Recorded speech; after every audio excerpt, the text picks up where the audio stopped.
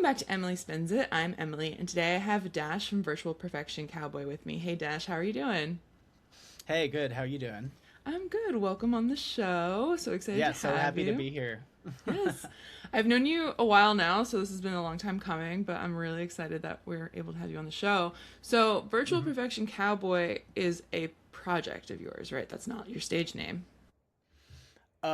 No, yeah, that's the name of the project. I think a lot of people get confused there. Like, people call me Hmm. VPC all the time, and I guess now it is sort of a stage name. It's my Instagram handle and everything, and so I think people always thought it was me. But originally, it was really just supposed to be a random collection of words. Okay. Yeah, Uh, it is yeah. random collection of words. Yeah. I was going to ask you what Yeah, it yeah, meant. yeah. Exactly. It was I actually just got it out of like a random username generator. It was it was like when I started my first Tumblr account like way Yeah. back in the day when Tumblr was the thing. And Yeah. I still miss it, by the way.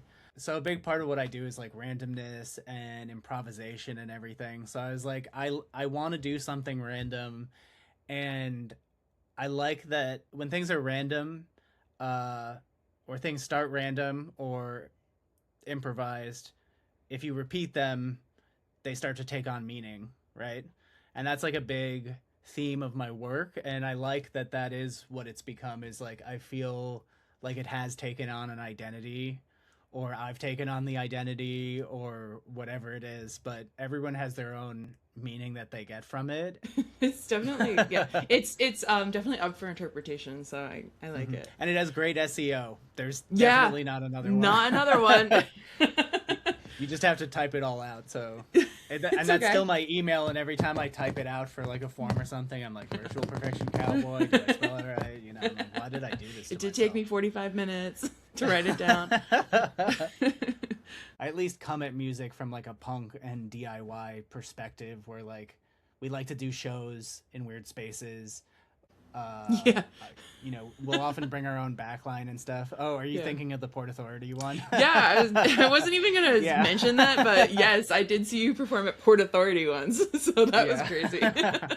No, that was so awesome. That was really Yeah, the cool, hidden actually. I know you guys can't yeah. hear Heather, but she just asked us to explain what Port Authority is. So Port Authority is like a massive transit hub here in New York, Hmm. mostly buses, I believe, but Hmm. they have like Iconic New York bus terminal. yeah, exactly. It's huge. Everyone, yeah. Port Authority, we can get into like they run all the major transit. Anyway, they have Hmm. vendors in there as you do in any like train station, bus station. And one of the vendor spaces is actually like the secret theater. And Dash, you Hmm. got to play there. So yeah, you want to tell us about it? Hmm. Yeah, I would love to plug them because they're awesome. Yeah, So please. They first of are all, awesome.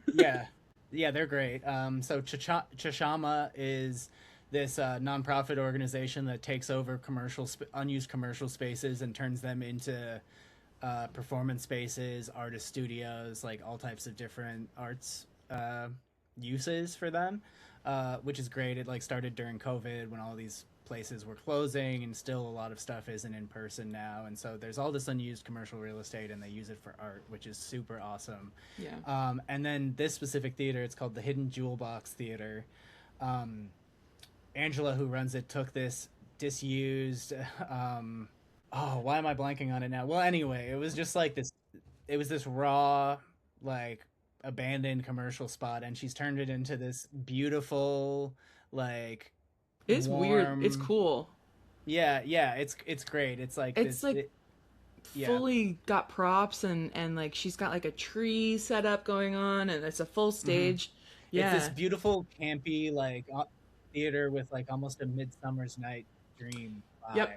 You feel like fairies should be like floating around and stuff. And it's really cool because it looks out over the terminal, which has this like dingy yellow, like Yeah. fluorescent lighting, and you know, just like dirt of like I don't know. I think it's probably like 70 or 80 years old. I don't know if Oh it's my god, older. at least. Yeah. Um, and yeah, one of the people who came, and they let us have some friends in the back, and they were looking out, and they said they were like, I feel like I'm looking at the Matrix, because it's like so warm and like alive in here, and then out there Yeah. you just see people like on their commutes, like fuck. I have to go to work and all that shit, and the vibes are so different, but it created Yeah. such an amazing and like trippy contrast too of like it feels like we're in parallel worlds here looking at Yeah. each other, you know? It was really Yeah. awesome. There's like a railing, because I was lucky enough to sit inside it when you were performing. There's like a railing there that like keeps the public from just wandering in.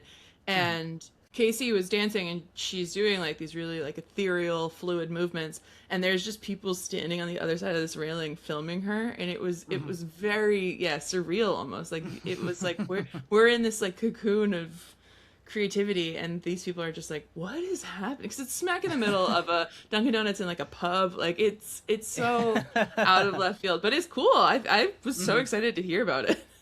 Yeah, it was awesome, and I was so happy they had me. I followed ChaShaMa, so they like put out an open call, and I was Yeah. like, this is so fun. And I was so glad that they picked us because I'll never do another show like that, and I'm hoping they'll No. have us back. I would love to do it again.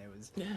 It was such a I felt so like I felt almost privileged to be like this like spot of weirdness and like chill kind of meditative vibes to like break people out of their usual routine, because I saw the people like in their business suits with their briefcases, because it's like right by Times Square in Midtown and Yeah. stuff, and they're like commuting to Jersey, and they're like walking by and they're like stopping for a second and taking their headphones out, and it just like Yeah. you know, I felt like that was great to kind of just like break them out of the normal, and I just thought that was such a fun way of bringing our music to people. I agree. It was very unique, and definitely it would be jarring but positively. If you were walking through, you'd be like, whoa, what? Yeah, exactly. Like shake you out of your usual routine, like turn off the autopilot and like Yeah. you know, kind of bring you back to reality. 'Cause hot girls always win. Thanks for listening to Emily Spins It, presented by the Indie Music Network and Not Dead Yet Media. This episode was produced by Heather de Armas and edited by me, Emily Mills. Our intro and outro music is Hot Girls Always Win by Really Blonde. If you've enjoyed the episode, please support the podcast by sharing, subscribing, and leaving a review. You can also follow the show on Instagram and YouTube at Emily Spins It. For more shows about breaking through the noise, head over to the Indie Music Network podcast. If you have questions or feedback, contact us at notdeadyetmedia.com/contact.